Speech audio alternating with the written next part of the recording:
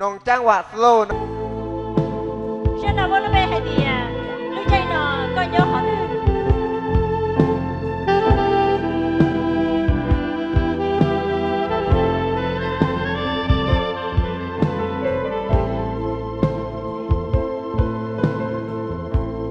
lưu chạy nó cho thua từ riêng lòng xia có